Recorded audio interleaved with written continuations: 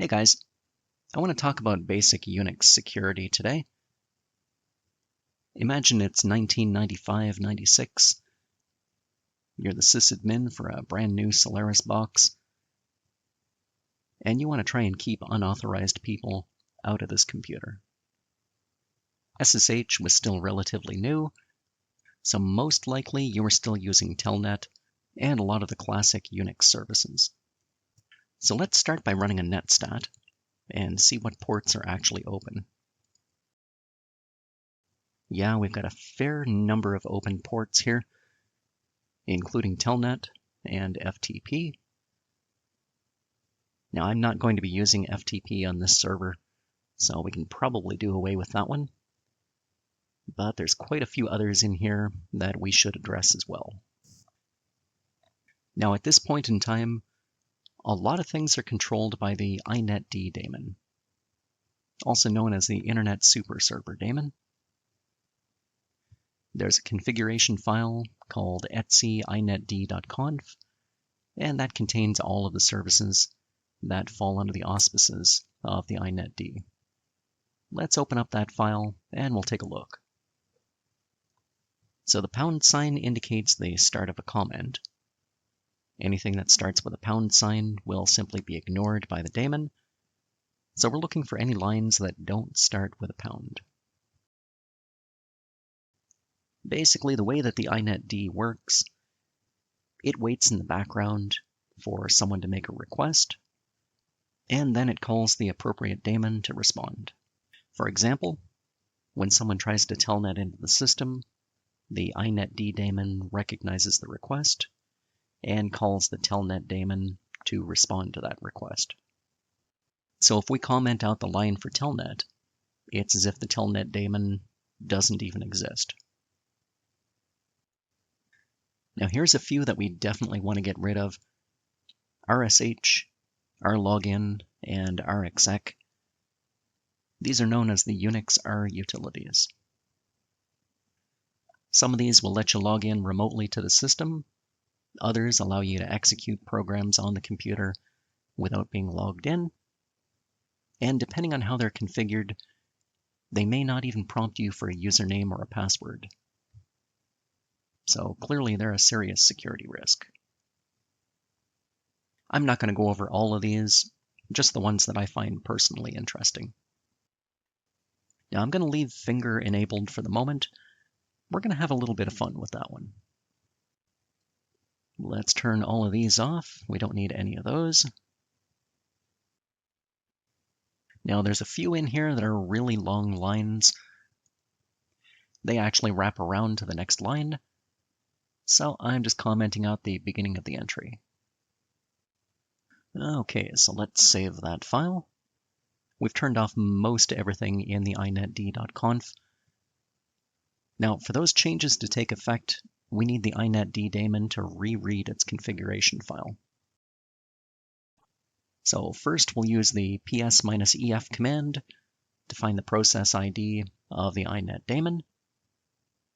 In this case, it's 89. And then we'll use a kill-hup on process ID 89. And now if we rerun that netstat-an, you see a dramatic reduction in the number of open ports. As an example, FTP port 21 is no longer present in the list of open ports.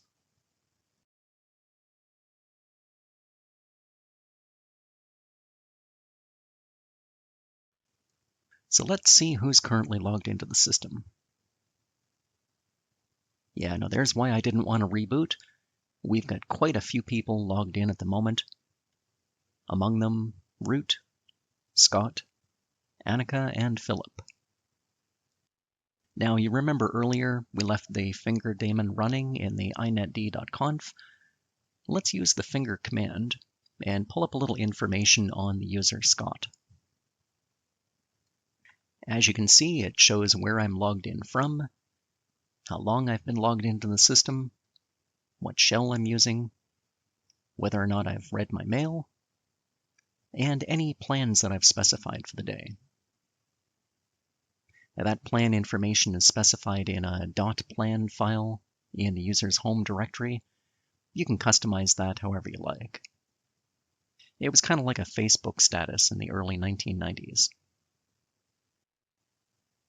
If I run the finger command against user Annika, I can see she's logged in from another system.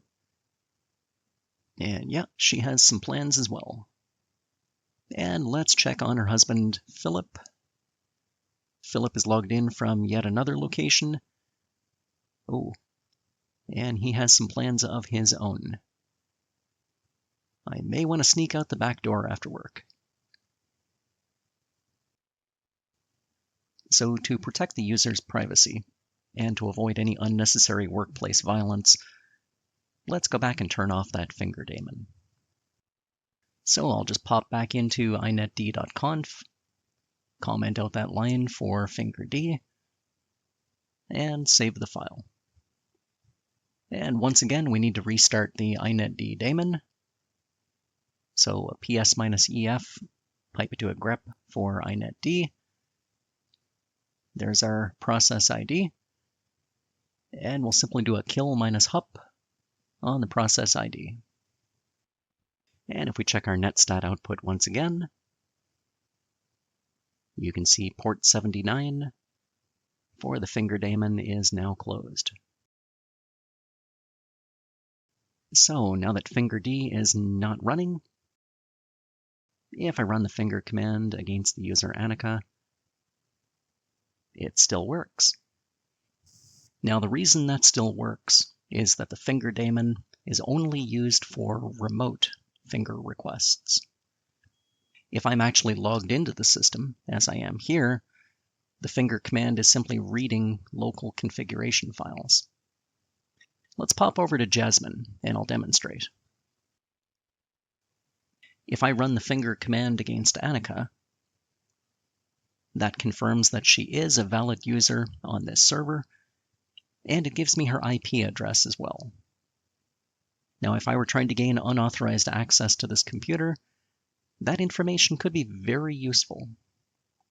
So let's turn finger back off, and I'll rerun that command, and we'll see what it shows.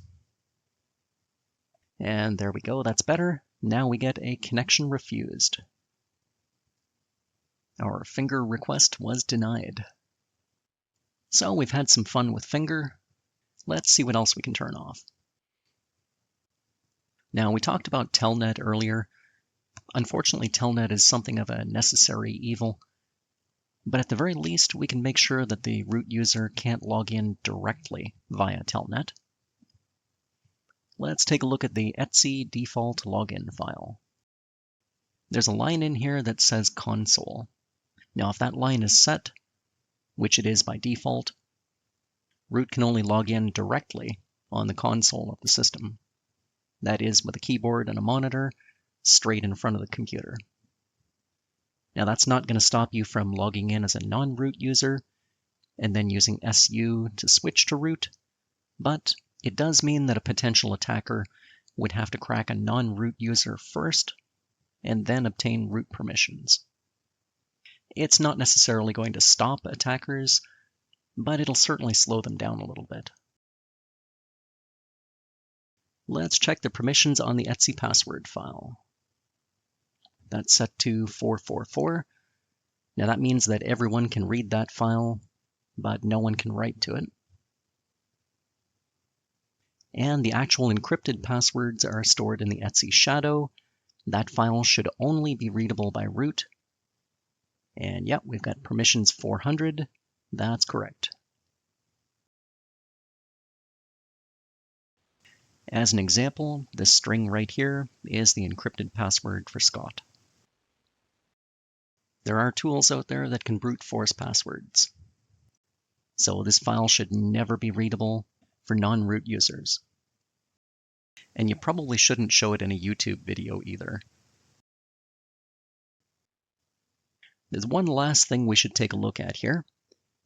Even in the early 1990s, the code base for sendmail was outdated and very buggy.